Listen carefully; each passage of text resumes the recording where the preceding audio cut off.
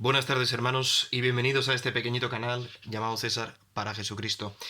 No os asustéis porque no salga, pero es que este vídeo es un poco especial porque únicamente me voy a limitar a leeros, para aquellos que les cueste leer o que no puedan hacerlo, el documento que, a mi juicio, es, de todos los que han llegado a mis manos publicados, el más completo análisis sobre la invalidez de la renuncia de Benedicto XVI.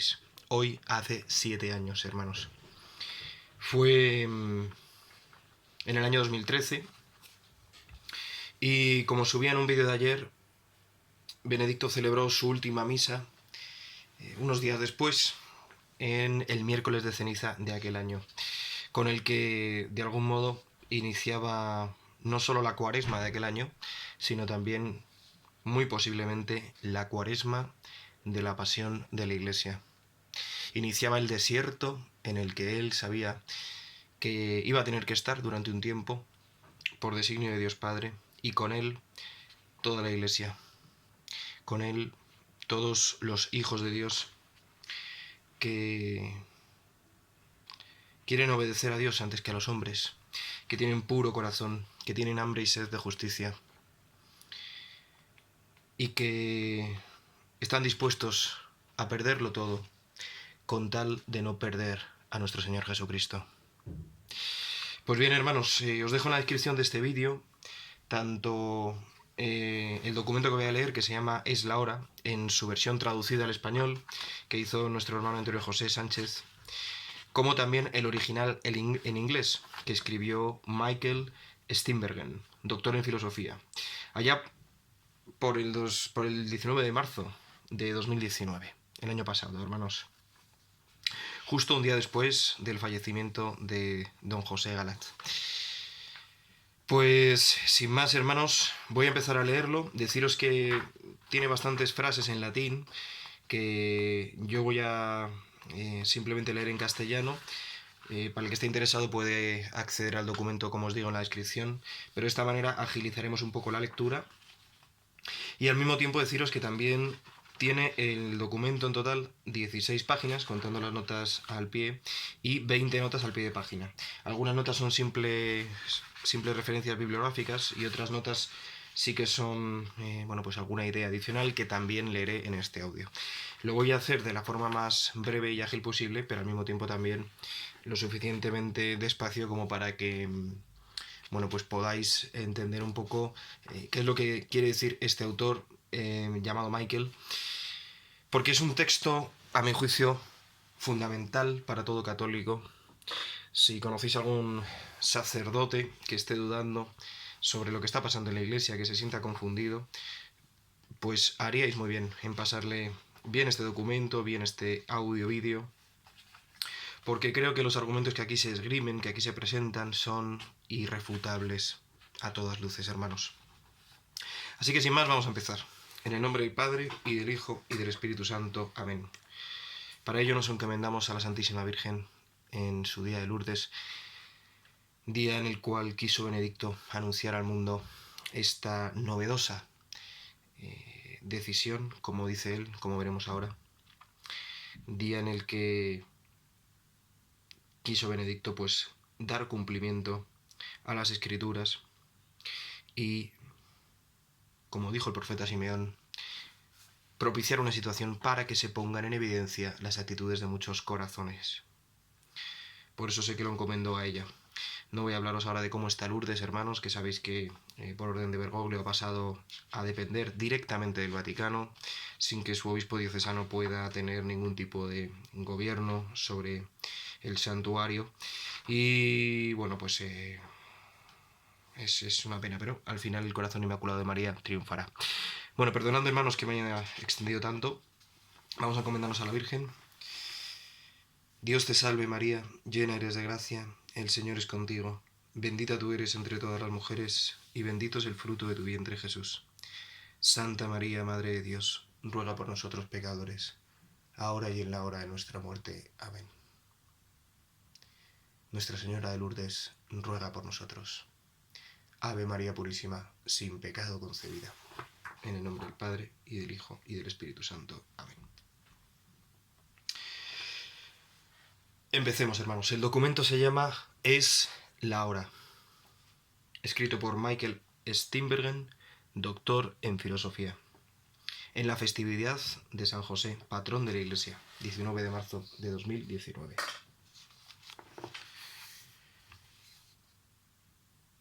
La repentina e inesperada declaración del Papa Benedicto XVI en el consistorio de 10 de febrero de 2013 ha sido un shock para la Iglesia. Es más, 6 años después, la Iglesia aún no se ha recuperado de esta experiencia traumática. Entiéndase 7 años, hermanos, porque el texto fue escrito el año pasado. Más aún, la situación de la Iglesia, madre y maestra, está llegando a ser incluso más crítica. Tras estos 6 años, Benedicto sigue viviendo, tras su anuncio de tener una ingravescente aetate, es decir, edad avanzada. Escondido dentro de los muros del Vaticano, preserva su espíritu lúcido y permanece en silencio. Las pocas ocasiones en que sus palabras escritas penetran en el mundo exterior parecen suficientes, cada vez que se producen, para causar el pánico en la corte del que ocupó su sitio y está utilizando el tiempo que se le dio para dedicarse a una irreversible transformación de la Iglesia. Benedicto XVI abre la introducción del libro La fuerza del silencio del cardenal Robert Sarah con una cita de las cartas de San Ignacio de Antioquía. Esto, para el que no lo sepa, hermanos, las cartas de San Ignacio durante los primeros siglos se leían en las sagradas Eucaristías. Luego no entraron en el canon, pero eran unas cartas muy valiosas. Bueno, a mí me llamó mucho la atención cuando me lo contaron. La cita contiene la siguiente frase: el que posee la palabra de Jesús es capaz de prestar atención a su silencio, para que pueda ser hecho perfecto, para que por medio de su palabra pueda actuar y por medio de su silencio pueda ser conocido. El Evangelio relata en Lucas 7:14 que Jesús se dirigió al muchacho muerto que estaba siendo sacado de la ciudad de Naín por la puerta, diciéndole: muchacho, a ti te lo digo, levántate.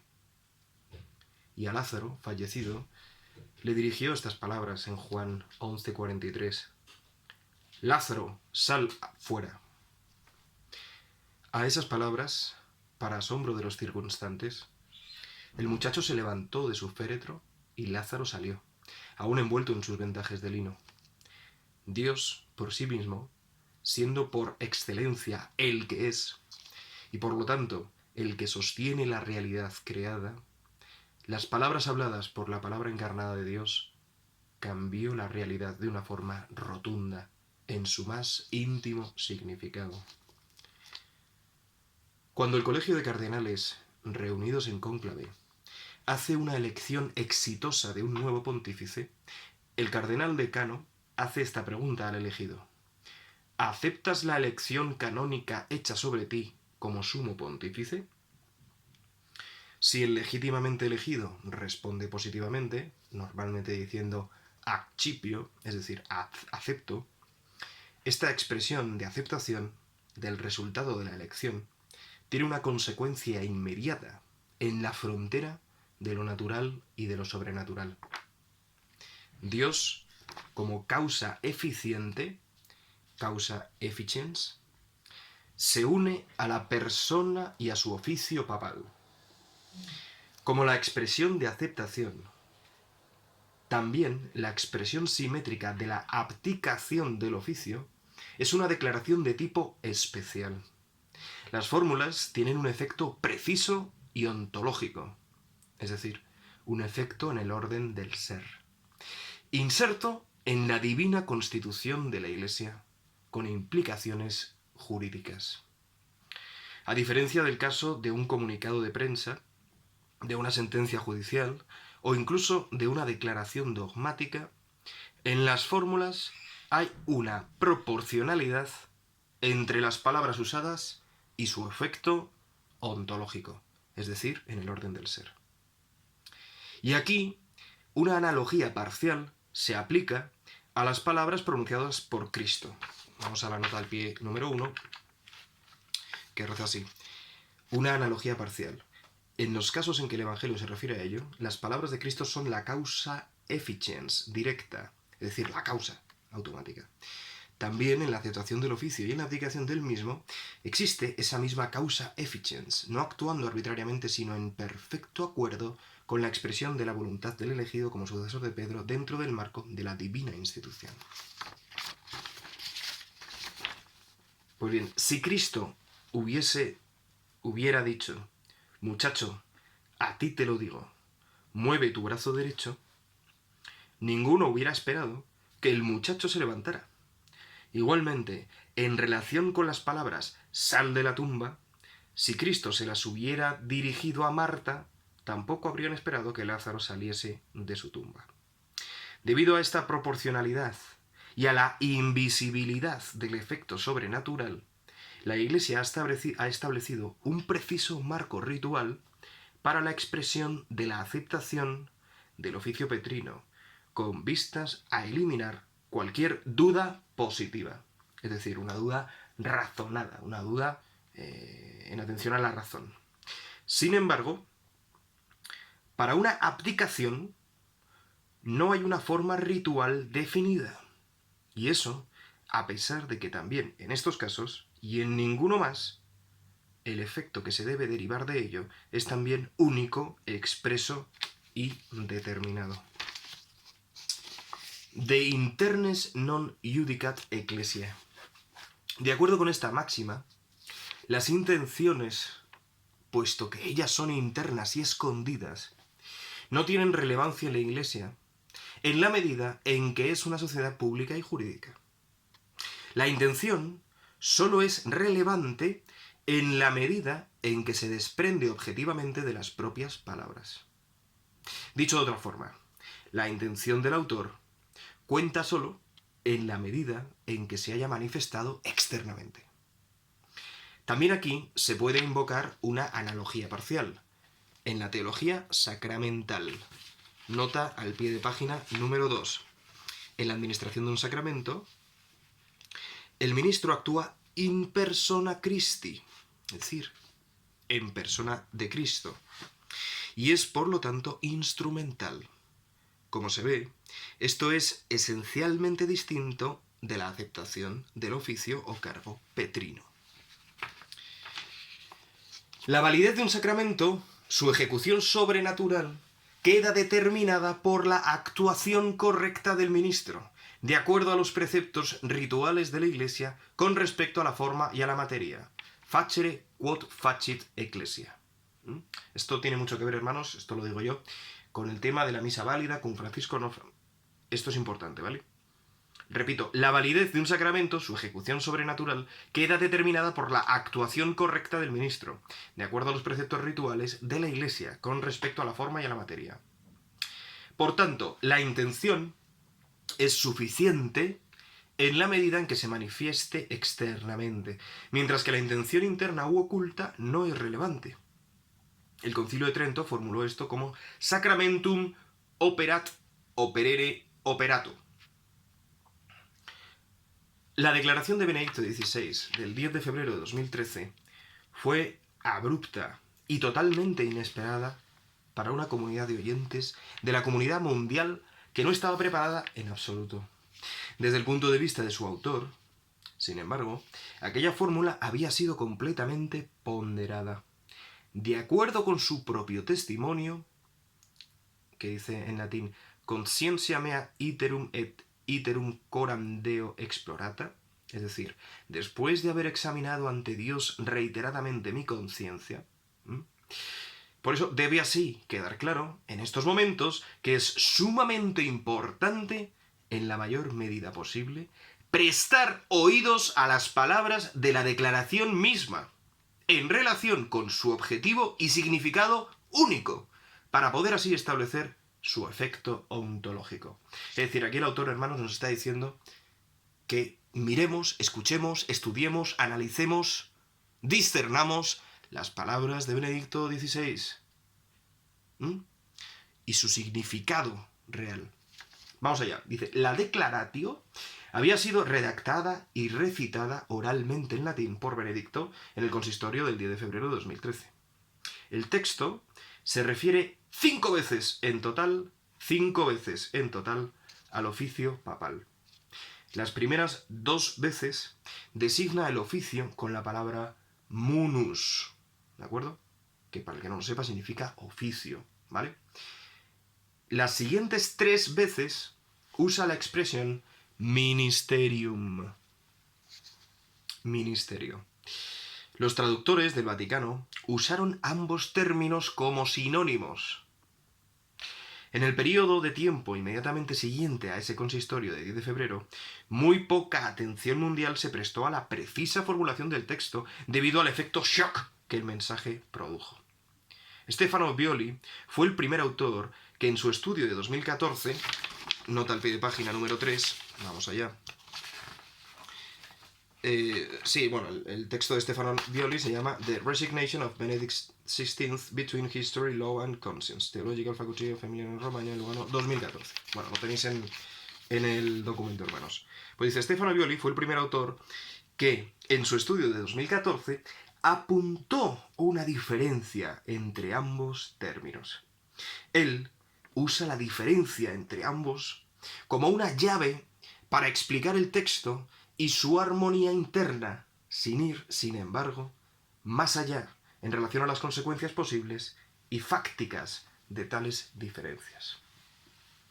Declaraciones recientes y cualificadas de otros hombres de Iglesia sugieren que las expresiones podrían ser sinónimas, designando el oficio, apoyando la teoría de que ambas expresiones son usadas de hecho, en sentido idéntico. Vemos que este autor, el autor de este texto que leo, es consciente de que hay personas que consideran ambas palabras sinónimas, ¿vale? Y nos ponen la referencia a una noticia en Life Site News, ¿vale? La tenéis en el documento, como digo. Esta nota de página 4. Seguimos. Estamos en la página 3, último párrafo. Los términos latinos munus y ministerium pueden, de hecho, tener el mismo significado, como oficio y función. Perdón, como oficio o función. Pero incluso cuando ambos conceptos se superponen, ellos no son, sin embargo, idénticos, pues tienen 2 diferencias mayúsculas. Atentos, hermanos. 1. Nos pone aquí el autor. Munus pertenece al orden del ser. Ministerium al orden del hacer. Esto es, el munus existe, el ministerium se ejercita, aunque no siempre. De acuerdo con el axioma de la filosofía tomista, agere sequitur esse, el obrar sigue al ser, el ministerium se deriva ontológicamente, es decir, en orden del ser, del munus, y lo presupone, y no a la inversa. Es decir, que quien tiene el munus, puesto que el obrar sigue al ser, quien tiene el munus en sí, se presupone que ejerza el ministerium, pero no a la inversa. No el hacer sigue el ser, ¿vale? Aquí nos pone la nota al pie de página 5. Sé que este texto es complejo, hermanos, pero este es un texto para estudiarlo, ¿no? Por eso os lo subo en audio para que podáis escucharlo mientras hacéis lo que sea. La nota al pie de página número 5 dice, en este sentido, la reflexión de Benedicto XVI en el anteriormente mencionado prefacio del libro La fuerza del silencio aparece con una luz especial. 2 puntos abre comillas. Desde que leí en los años 50 por primera vez las cartas de San Ignacio de Antioquía, una palabra de su carta a los Efesios me ha perseguido de una manera particular. Atentos. Esta es la frase. Mejor estar callado y ser que hablar y no ser. Curioso. Bien, estaba aquí distinguiendo el autor, munus de ministerium, y lo ha distinguido con este primer punto, y el segundo punto, para esta distinción, afirma, dice, munus puede designar un aspecto que ministerium no puede. En concreto, un carácter trascendente y sobrenatural. Munus designa, o puede designar, la dimensión vertical del oficio, la que es garantizada al sucesor de Pedro en virtud de la divina institución del oficio. Ministerium, por definición, indica la dimensión horizontal, el aspecto social del mismo oficio. En otras palabras, mientras que munus se refiere al oficio como regalo o don, ministerium se refiere al oficio como servicio. ¿Entendéis estos dos tipos de distinción entre munus y ministerium, hermanos? Por un lado, nos dice munus tiene que ver con el orden del ser y ministerium con el orden del hacer. Y veíamos ese principio tomista de el obrar sigue al ser. Y por otro lado, hay otra distinción entre ambas palabras, y es esa dimensión vertical del oficio petrino como don, como regalo, como algo instituido divinamente por Dios, y esa dimensión horizontal de ministerium, ¿vale? Como servicio. Aquí tenemos la nota al pie de página número 6. Dice el autor, en este sentido, la triple función u oficio, munus potestas de Cristo, transferida por él a la Iglesia, se designa como la triamunera, o triamunera, que comprende el munus docendi, santificandi et regendi, es decir, el munus de enseñar, el munus de santificar y el munus de regir. Su simbolismo se refleja en la triple corona o tiara del Papa como vicario de Cristo, ejerciendo la plenitud de su poder. En un contexto completamente diferente, los regalos de los 3 Reyes Magos de Oriente al Niño Jesús se designan en la liturgia como triamunera. ¡Qué bonito! La liturgia del rito latino de la misma a menudo usa el término munus para designar una oblación o donativo de sacrificio. Tal regalo siempre tiene una dimensión vertical en la relación trascendente entre Dios y su creación. Finalmente, la lengua francesa, una lengua romana cercana al latín, conoce la expresión demuni, no sé pronunciarlo. Etimológicamente esto se deriva de, abro comillas, de-munus, strip from, despojado de. Y en general, en francés, se puede decir que alguien es démuni de son pouvoir, despojado de su poder, mientras que démuni de son ministère es despojado de su ministerio. No es un uso apropiado del lenguaje. Bueno, como veis, son notas al pie de página que simplemente acompañan, hacen como satélite de la idea principal que quiere aquí presentar el autor, que es esa distinción entre munus y ministerium, ya sea desde el punto de vista etimológico, ya sea desde el punto de vista teológico, ya sea desde el punto de vista histórico o incluso canónico, que es lo que nos importa, hermanos. Seguimos. Estamos en la página 4, segundo párrafo. El derecho canónico utiliza exclusivamente el término munus cuando se trata del Papa. Código de Derecho Canónico, Romano Pontífice, Cánones 330-335. El que tenga un código de derecho canónico pues lo puede consultar ahí. Dice, el Canon 331 especifica el carácter trascendente de la expresión, como hemos mencionado antes en el punto 2, es decir, esa dimensión vertical. Y aquí nos lleva a la nota número 7, que dice, Ecclesiae Romane Episcopus in quo permanent munus a domino singulariter Petro. Bueno, es bastante largo el texto, lo leo directamente en castellano, ¿vale? Dice, el obispo de la Iglesia romana, en quien permanece la función que el Señor encomendó singularmente a Pedro, primero entre los apóstoles, y que había de transmitirse a sus sucesores, es cabeza del colegio de los obispos, vicario de Cristo y pastor de la Iglesia universal en la tierra, el cual, por tanto, tiene, en virtud de su función, potestad ordinaria que es suprema, plena, inmediata y universal en la Iglesia, y que puede siempre ejercer libremente, ¿vale? Esta es la nota que nos refiere el autor. Dice, el Canon 331 especifica el carácter trascendente de esta expresión, como hemos mencionado antes en el punto 2. Entonces nos recuerda aquí el autor lo que es y lo que hace el vicario de Cristo. Dice, este munus, vuelvo al texto, página 4, este munus es otorgado por el Señor en particular a Pedro, el primero de los apóstoles. Además, debe ser transmitido a sus sucesores.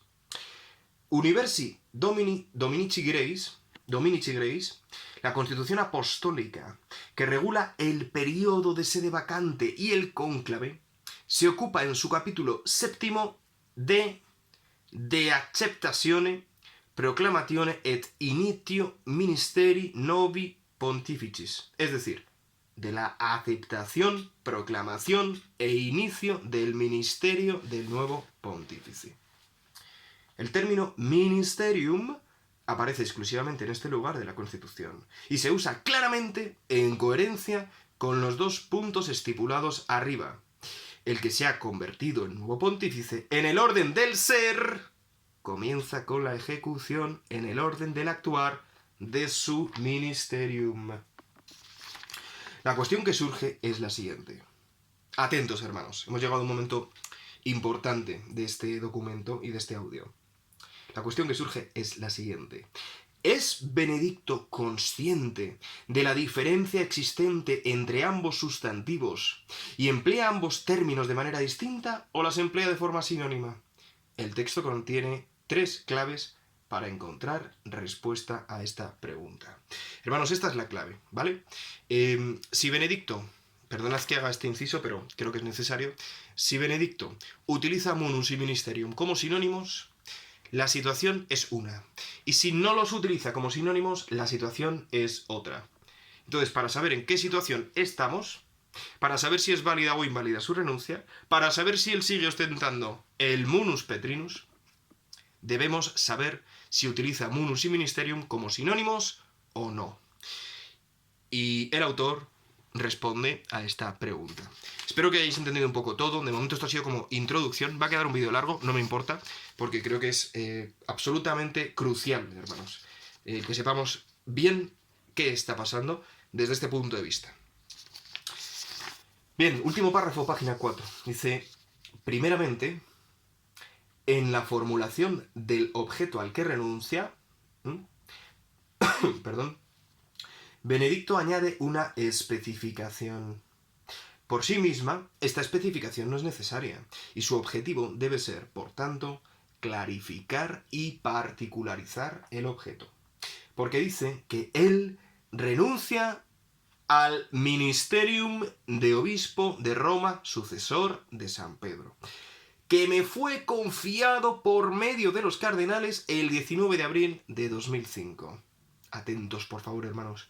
El ministerium horizontal y confiado de mano de los cardenales, horizontal y confiado de mano de los cardenales, contrasta aquí con el anteriormente mencionado munus vertical y otorgado como un regalo por el Señor, en particular a Pedro y a sus sucesores.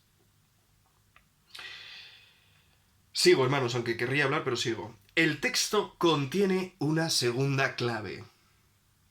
Al inicio de la declaración, él formula, en relación con el munus, soy muy consciente de que este munus, por su naturaleza espiritual, debe ser llevado a cabo no únicamente con obras y palabras, sino también, y en no menor grado, sufriendo y rezando. En el caso de que él hubiera renunciado a todas las específicas formas del ejercicio del munus, esta frase y el intrínseco matiz que contiene no tendrían sentido alguno en este lugar, en este contexto. Por el contrario, el texto deja bien claro que Benedicto no renuncia a las 2 últimas formas del ejercicio del munus. Y lo que es más, que esas 2 completas formas de ejercitarlo son también un ejercicio real del munus. Además, quien no renuncia a estas 2 formas del ejercicio del munus no está renunciando al munus en sí mismo. Antonio Socci, en su reciente libro sobre la materia, llamado El secreto de Benedicto XVI, ¿por qué sigue siendo papa?, adelanta una nueva consideración con respecto al texto de la declaración. Si una de las 2 partes que contrae matrimonio en el intercambio de los votos matrimoniales respondiera sí, quiero, pero desde el primer día del mes que viene a las 12, el contrato sería inválido y el matrimonio nulo no existió. Sochi destaca el hecho de que Benedicto anunció su renuncia con 18 días de antelación y pone encima de la mesa la pregunta sobre su sentido e implicaciones con respecto a la validez de su renuncia desde este punto de vista. Poniendo la cuestión en el marco del texto de la declaración misma, se podría resolver el problema y a la vez dar una tercera clave. Si hubiera anunciado con antelación una abdicación al munus, que supone un cambio del estado ontológico, es decir, en el orden del ser, no tendría sentido posponer los efectos de la misma, y eso implicaría preguntarse, con toda razón, sobre su validez. Pero si se anunció con antelación la renuncia al ejercicio activo del ministerio, del munus, eso tiene todo el sentido. Estas tres claves citadas, inscritas en el texto de la declaración, apunta de manera consistente en la misma dirección. Benedicto entiende y usa los términos munus y ministerium de manera distinta. Bien, hermanos, acabamos de leer, yo creo, lo que es más importante del texto, que está al final de la página 4 y bueno, los dos primeros párrafos grandes de la página 5, donde el autor apunta tres claves sobre la pregunta que nos formulábamos. ¿Es consciente Benedicto de la diferencia entre munus y ministerium? ¿Los usa como sinónimos, sí o no? Bueno, pues por lo que acabamos de leer, podéis rebobinar si queréis, parece que Benedicto entiende perfectamente la diferencia entre un término y otro término. Continúo. Último párrafo, página 5. Sobre el objeto, validez y efecto ontológico de la abdicación, resulta decisiva la declaración leída el 10 de febrero de 2013. Es importante, no obstante, verificar las declaraciones públicas y privadas conocidas realizadas por Benedicto XVI después de esa fecha, para ver si están en línea con las conclusiones del texto de su declaración o si muestran alguna discrepancia. Sabemos que una explicación posterior por parte de Benedicto no podría tener un efecto ontológico con efectos retroactivos, pero podría arrojar luz sobre la verdadera intención del autor. En el caso de que encontrásemos alguna discrepancia respecto a las conclusiones arriba extraídas, ello podría indicar que hubo un malentendido en la formulación de la declaración, mientras que en el caso contrario, la conclusión... Perdonad, hermanos. Le he dado el cable, estoy aquí grabando con... Ya está. Perdonad. La conclusión sería que el autor utilizó intencionadamente aquella terminología. Vamos a ponerlo ahí, al centro. Es decir, nos está diciendo, vale, de la declaración misma podemos sacar estas conclusiones. Que Benedicto utilizó munus y ministerium de manera distinta y que renunció al ministerio única y exclusivamente. Pero si en declaraciones posteriores hubiese afirmado algo contradictorio o contrario a esta idea, pues cabría presuponer que la declaración no fue correctamente formulada. Pero si encontramos declaraciones posteriores de Benedicto que apuntan a esta dirección, con más razón debemos tomar esta interpretación como la auténticamente válida, ¿vale? Pues bien, vamos allá. Dice, la principal explicación de la decisión fue dada por el propio Benedicto XVI durante su última audiencia el 27 de febrero de 2013. Nota al pie de página número 8, que nos dice así, palabras de Benedicto: tomé este paso con plena conciencia de su seriedad y también de su novedad, cursivas, de su novedad, pero con una profunda serenidad mental. Aquí, permítanme regresar una vez más al 19 de abril de 2005. La gravedad de la decisión estuvo también en el hecho de que a partir de ese momento estuve siempre comprometido por el Señor, siempre y para siempre. Siempre, porque el que asume el ministerio petrino ya no tiene privacidad. Pertenece siempre y totalmente a todos y a toda la Iglesia. La dimensión privada está totalmente alejada de su vida, por así decirlo. El siempre es también un para siempre. Ya no hay un retorno a lo privado. Mi decisión de renunciar al ejercicio activo del ministerio no revoca esto. No vuelvo a la vida privada, a una vida de viajes, reuniones, recepciones, conferencias, etc. No abandono la cruz, sino que permanezco de una manera nueva con el Señor crucificado. Ya no tengo la potestad del oficio para el gobierno de la Iglesia, pero al servicio de la oración permanezco, por así decirlo, en el recinto de San Pedro. Palabras, hermanos, increíbles. Podéis rebobinarlas. Volvemos, página 6. Segunda frase del segundo párrafo. Veamos ahora algunas citas textuales de esa audiencia. Vayamos. He dado este paso en la plena conciencia de su gravedad e incluso novedad. Permítame... Bueno, aquí reproduce el autor la nota. El siempre es también un para siempre, ya no hay espacio... Es que es tremenda esta frase. Mi decisión de renunciar al ejercicio activo del ministerio... Es que fijaos, Mi decisión de renunciar al ejercicio activo del ministerio no revoca esto. ¿El qué? El que el ser Pedro es para siempre.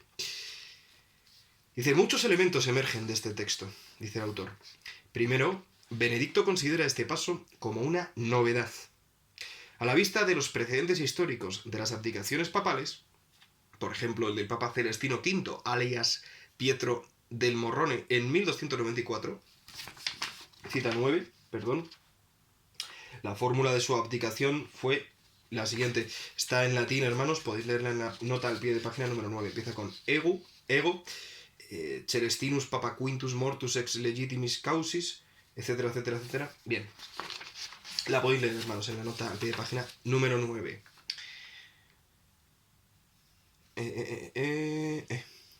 Dice, a la vista de los precedentes históricos de las abdicaciones papales, por ejemplo el del Papa Celestino V, su paso no es comparable y tiene una naturaleza distinta a la de sus precedentes.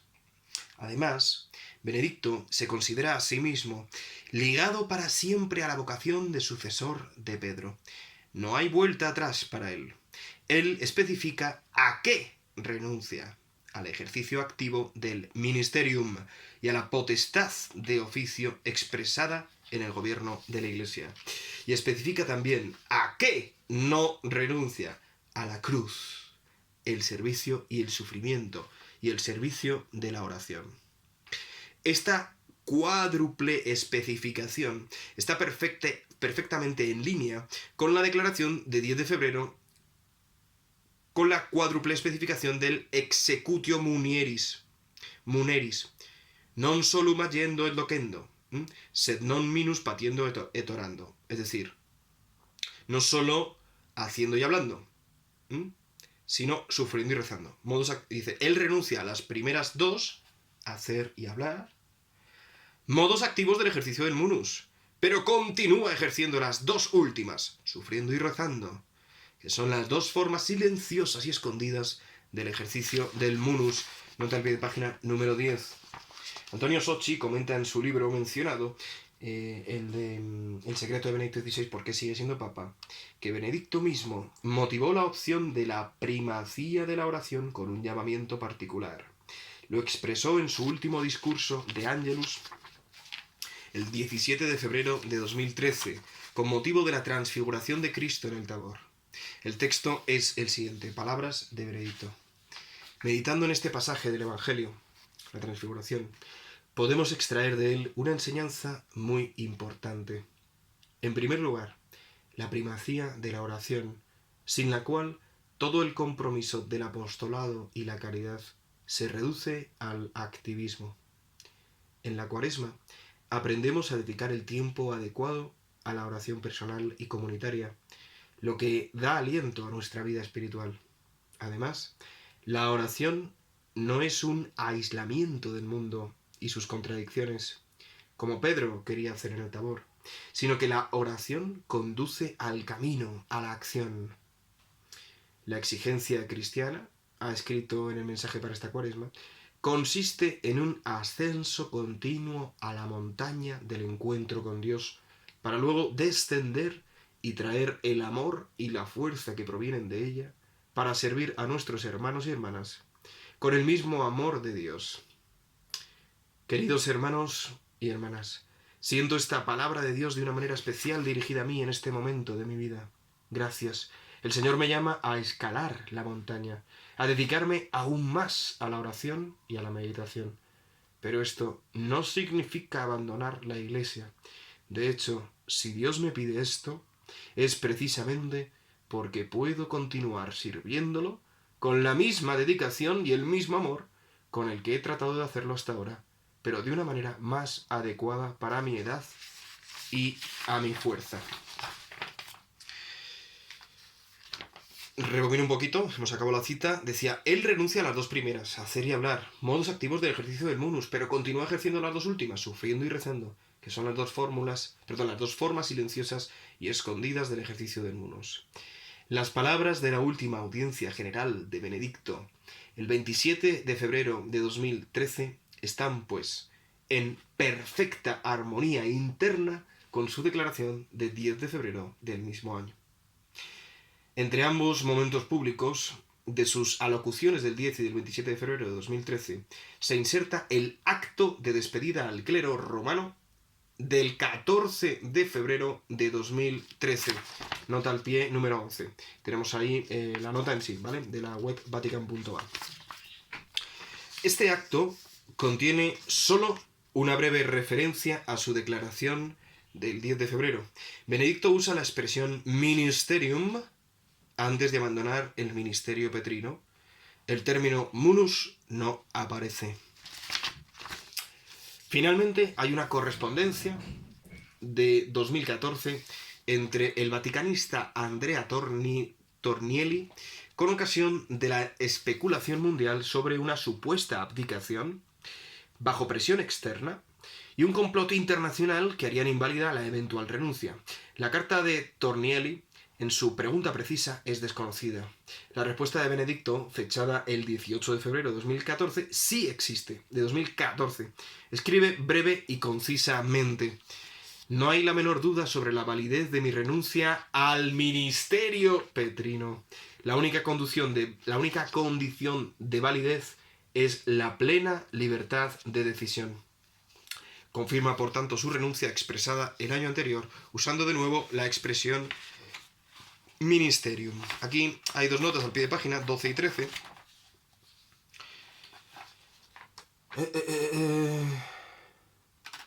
Aquí Benedicto decía incluso, las especulaciones sobre la invalidez de la renuncia son simplemente absurdas. Claro, nosotros aquí no estamos, y el autor de este texto, no estamos cuestionando la invalidez de la renuncia al ministerio, porque eso está clarísimo que lo hizo. Estamos cuestionando la invalidez, o cuestionando la validez de la renuncia al munus, ¿vale?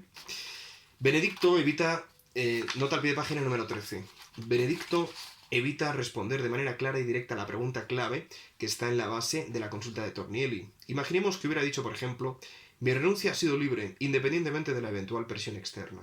En cambio, hace una declaración abstracta e impersonal. La única condición para la validez de la renuncia es la total libertad de decisión. Pero esa generalidad no estaba en discusión.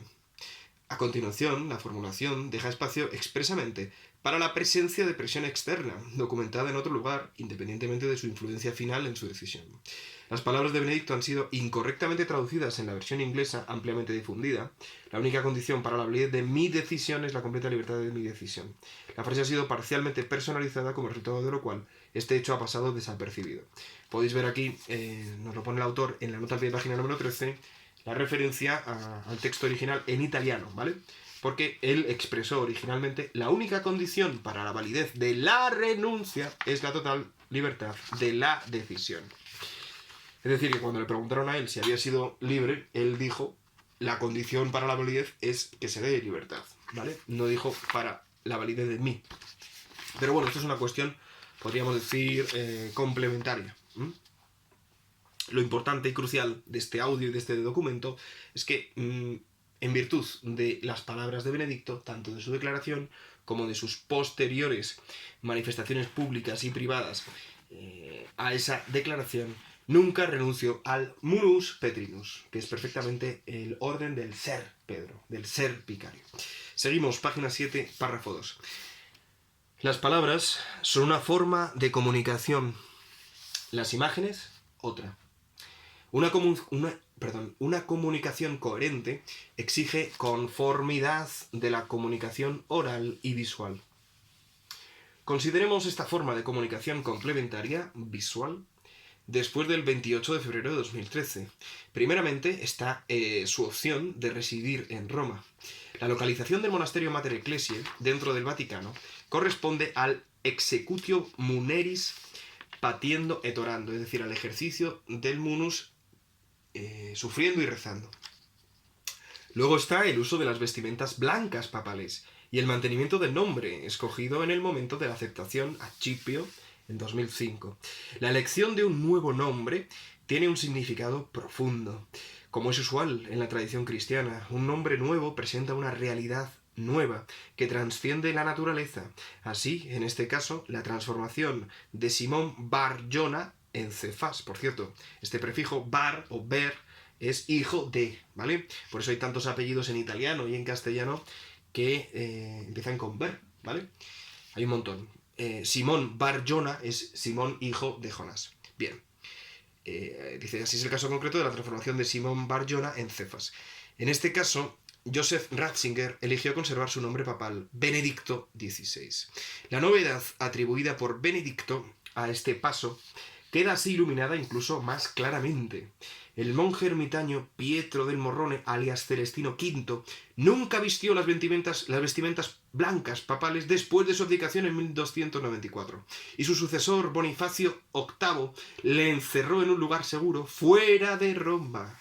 Ninguna crónica menciona que el Papa Bonifacio, durante su pontificado, se dirigiera a él como Papa Celestino V, como Francisco hizo en enero de 2019, 6 años después, con respecto a Benedicto en una audiencia universal, nota al pie de página número 14, y de nuevo en febrero de 2019, durante una audiencia general en el contexto de la fiesta litúrgica de la Cátedra de San Pedro.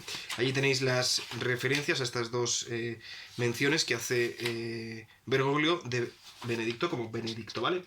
Audiencia general 20 de febrero de 2011. Dice, el próximo viernes celebraremos la fiesta de la Cátedra del Apóstol de San Pedro Apóstol. Oren por mí y por mi ministerio, incluso por el Papa Benedicto, para que siempre y en todas partes confirme a los hermanos en la fe. Esa es la nota 15 y la 14. Jornadas Mundiales de la Juventud, Panamá, 24 de enero de 2019. ¿Sabe quién dijo eso? ¿Lo saben? Es el Papa Benedicto XVI, que nos está observando y le enviaremos un aplauso. Vamos a enviarle un saludo desde aquí. Nos está mirando en la televisión. Un saludo a todos con la mano al Papa Benedicto. Bueno, son dos momentos en los que él le ha llamado Papa Benedicto. No así, nunca al revés. Benedicto nunca le ha llamado, hermanos, Papa Francisco. Lo que más le ha llamado ha sido Santo Padre. Pero para los que dicen que Benedicto ha llamado Papa Francisco, no lo ha hecho. Yo no he encontrado un vídeo en el que diga Papa Francisco. Lo que he encontrado es en el año 2016, con motivo de su 65 aniversario de su ordenación sacerdotal, le llama Santo Padre. Pero es que la Iglesia Católica llama Santo Padre, por ejemplo, a los patriarcas ortodoxos. A los patriarcas ortodoxos se les llama Santo Padre. Incluso al Dalai Lama se le llama, ¿sabéis cómo, hermanos? Santidad. La Iglesia Católica llama santidad al Dalai Lama. Son títulos de líderes religiosos. Cuando Benedicto lo llama Santo Padre, está reconociéndolo como líder religioso. Porque eso sí que lo es. Es un líder religioso. ¿De qué? De la falsa Iglesia. ¿Vale? Pero nunca lo llama Papa Francisco. Que yo sepa. Por favor, si alguien ve un vídeo donde le llame Papa Francisco, estaré encantado de conocerlo. ¿Vale? Seguimos. Página 7, párrafo 3. En la carta mencionada a Tornelli, Benedicto responde la pregunta sobre la conservación de su nombre papal y de sus vestiduras blancas como sigue. El mantenimiento de la vestidura blanca y del nombre Benedicto es simplemente una cuestión práctica. En el momento de la renuncia no había otras ropas disponibles. Por lo demás, visto el hábito blanco de una forma claramente distinta de la del Papa. De nuevo, esas especulaciones carecen del menor fundamento. Esta es la nota al pie de página número 16. Dice, el mantenimiento del vestido blanco y el nombre de Benedicto es simplemente práctico. En el momento de la renuncia no había otra ropa disponible. Después de todo, visto el hábito blanco de una manera que es claramente distinta a la del Papa. Aquí también se trata de especulaciones sin el más mínimo fundamento. Bueno, es la misma nota reproducida en el propio texto. Dice, Benedicto asegura a Tornielli distintas cosas en una declaración breve. Primero, el mantenimiento del nombre Benedicto es una cuestión puramente práctica. Y también el mantenimiento de la vestidura blanca papal es una pura cuestión práctica. Porque en el momento de la renuncia no había otras ropas disponibles.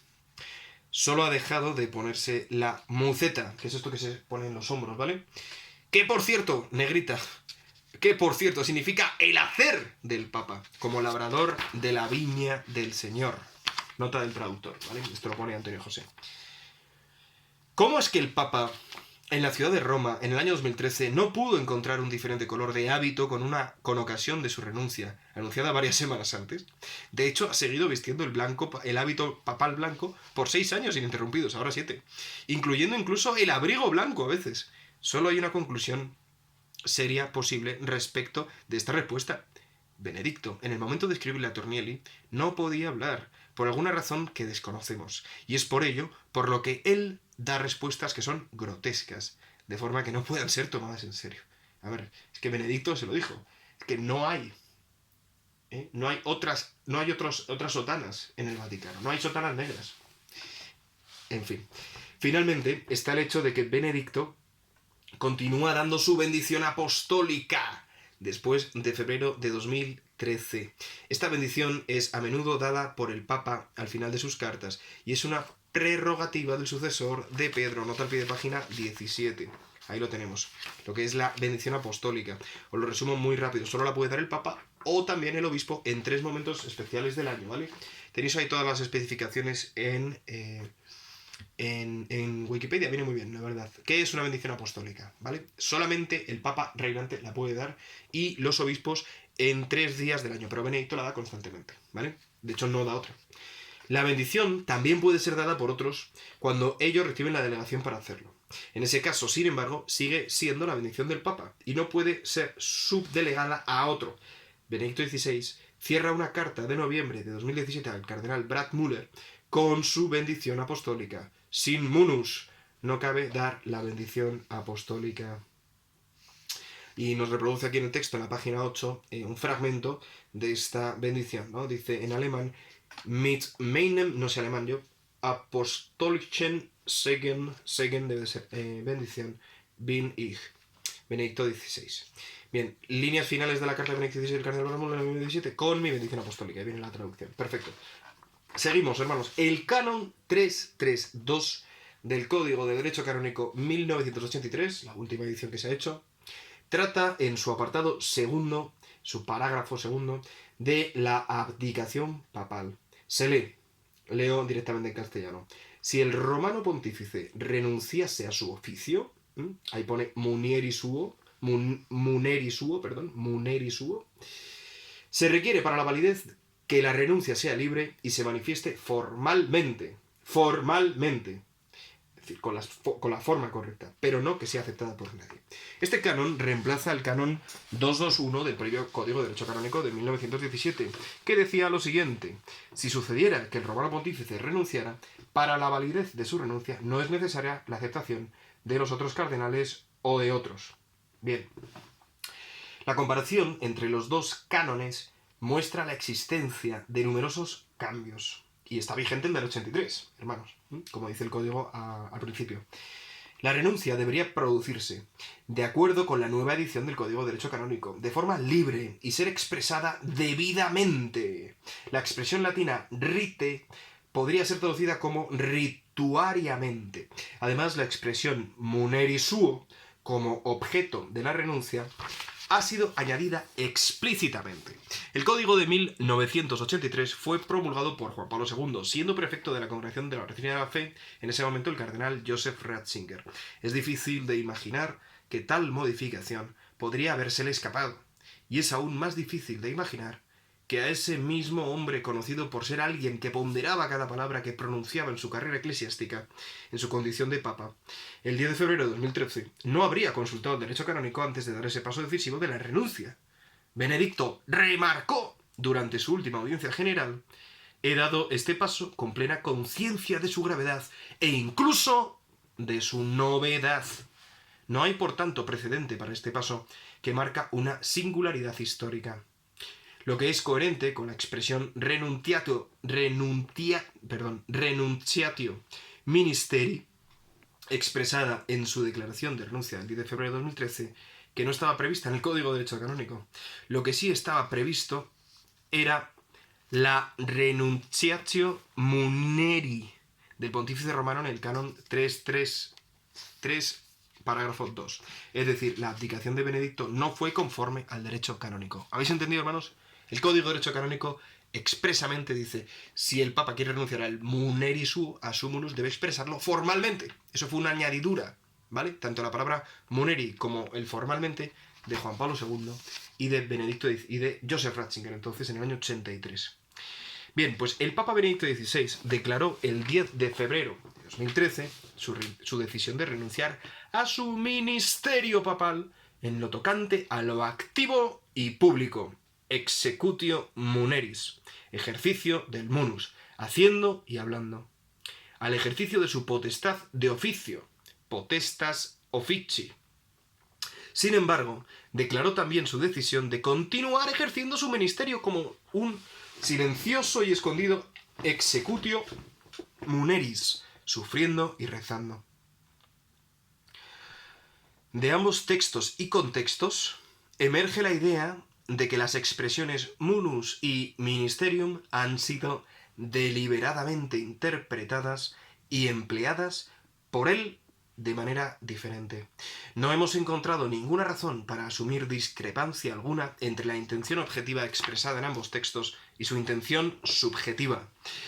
La precisa naturaleza de su declaración supone que no puede extraerse ningún efecto ontológico de ella en relación con el munus, esto es, puesto que Benedicto no renunció expresamente al munus petrinum, tampoco ha renunciado de facto al munus petrinum. Repito, puesto que Benedicto no renunció expresamente al munus petrinum, tampoco ha renunciado de facto al munus petrinum. En el contexto de la cuestión que estamos discutiendo, el argumento más propuesto, y a primera vista también el más convincente, de los que dicen que Benedicto renunció de forma completa y válida, repito, válida al papado, esto es también al munus, es la así llamada Universalis Ecclesiae Adhesio, adhesión universal de la Iglesia. Esto yo lo he escuchado, hermanos, esto yo lo he escuchado. Tenemos aquí la nota 18, dice, véase una extensa discusión sobre este argumento y punto de vistas entre Robert Sisko and John Salza. ¿Is Francis or Benedict the true Pope? Y tenéis ahí todas las referencias, están en inglés, ¿vale?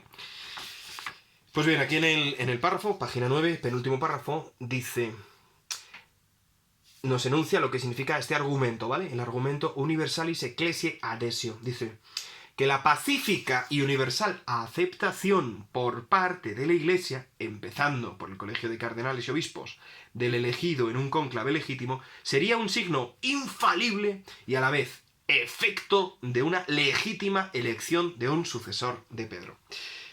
Aplicado a la situación actual, esto implicaría la validez y unicidad del oficio petrino en la persona de Francisco. El contexto, tanto histórico como de contenido de esta argumentación, hace referencia, sin embargo, a una situación muy diferente de la actual. Atentos, por favor, hermanos, sobre todo para los que sostienen este argumento, ¿no?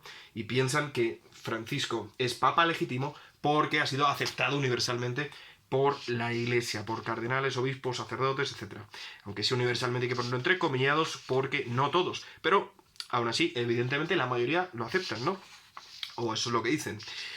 Pues bien, dice, el razonamiento de este aforismo, Universalis Ecclesiae Adhesio, adhesión universal de la Iglesia, parte de una situación en la que ha habido una vacancia de la sede apostólica cuando ninguna persona viva reclama de forma alguna el oficio de Pedro.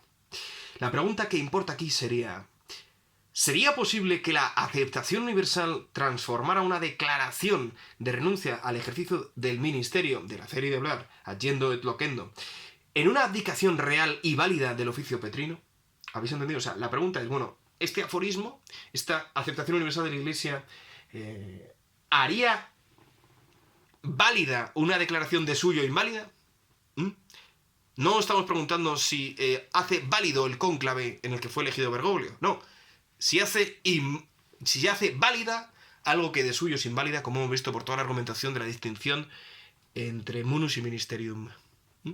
Bien, una respuesta positiva a esta pregunta acarrearía nuevas dificultades, tal como la referida a en qué, ¿vale? Tal como la referida a en qué momento de tiempo Dios desdoblaría la persona física del Papa de su oficio, dejando aparte el conflicto que surge a nivel metafísico del principio de causalidad, ya que los efectos no estarían siguiendo a la causa, sino precediéndolos. Esto es increíble, hermanos, porque es Dios mismo, causa eficiente de que un ser humano sea convertido en vicario de Cristo. Es Dios mismo. No es el principio de Universi Domini Gregis, perdón, de... me habéis entendido, Universalis Ecclesia Adesio. Este aforismo, que es válido para ciertas circunstancias, no es válido para aceptar a un papa, porque la causa eficiente de quién es el vicario de Cristo es Dios mismo. No es esta ley de universal aceptación de la Iglesia. ¿Entendéis, hermanos? Dice, aún más, la respuesta de que la Iglesia provee una cierta infalible respuesta a la pregunta de quién es el válido y presenta... ¡Ay, señor! Se me apaga la batería. Malas noticias. Malas noticias. Malas noticias.